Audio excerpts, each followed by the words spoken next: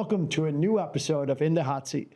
Today, joining me is Cameron Moyer, our Vice President of ATS Business Model, or ABM. Cameron, welcome. Thank you, Andrew. It's great to be here. Cameron, as we look at the ABM and we look at the evolution, where are we in its journey and where do you see the ABM as part of ATS today? We're doing a lot of great things. We have daily visual management set up in many of our sites. We're doing problem solving in a structured way.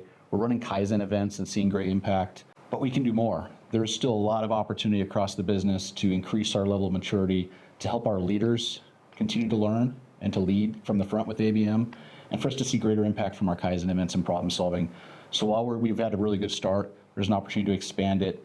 There's a lot of thinking around a Kaizen and what a Kaizen is.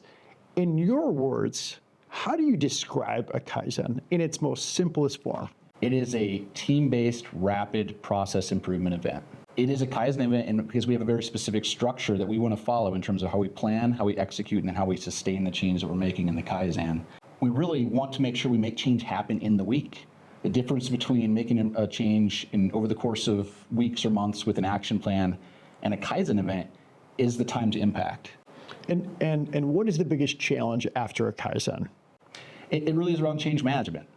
There's a Kaizen event that's going to have a team of somewhere between 8 to 10 people involved, and they're directly involved in the event. They know the change, they understand what we're trying to accomplish. But then there's a whole change management framework that we need to go through after the event to make sure the other people impacted are aware of the change, that they understand why we made it, and then what do they need to know to be able to work in the new process that the team has established. And that requires a lot of focus by leadership and by the Kaizen team to drive sustainment and to make sure that that change really takes place in an effective way. If you were to describe the culture of ATS to somebody that's not part of ATS, how would you describe our culture? I would say we are performance-oriented, but we also really value our people, right? We want to perform, we want to win. I hear that term a lot, is we want to win, we want to do well in our projects. We want our people to learn and develop. We want to have people that move internally and take on leadership roles. And so it's really neat to see that blending of performance and people in our culture. And that's why I actually really appreciate the ABM and how we approach it from a business system, is that we focus on people that drive process that leads to performance. Cameron, what's your favorite book? So I've read a lot of business books, and sometimes they're more engaging than others, as I'm sure you can appreciate. One book I've read recently that I've recommended to a lot of people on our leadership team is How Big Things Get Done. It's essentially a book that the author studied big projects, similar to kind of the scale of projects we do at ATS, and he found that something like over 95% of those projects don't finish on time or on budget. So he digs into why, and so it's using real data and facts and evidence, which I really appreciate, and understanding what's the root causes of that, and then what are some practical things that companies can do to overcome that. It's really valuable, and it was really powerful for me. Cameron, when you were a child, when you grew up, what did you want to be? Early on, I always wanted to be an engineer, and that's, my dad always would talk about engineers and how important they were, because they helped us create things, invent things, and so I always had in my mind that would be really cool. And I did that for a while. I was actually an engineer for a couple of years, and then I kind of realized that, actually the engineering work wasn't for me. So I got into, more like business management, and now where I'm at now with kind of lean and continuous improvement, because the problems are different every day.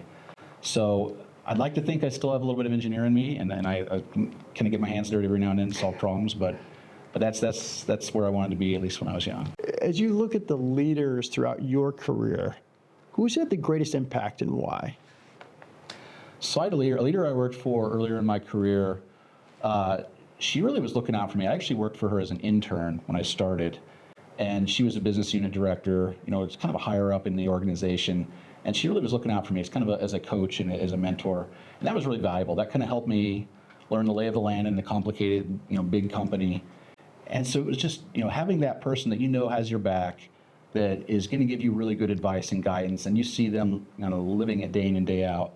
That was really neat. That was a person I looked up to, and continue to value their feedback today. If there's one message that you want to send about the ABM, what would it be?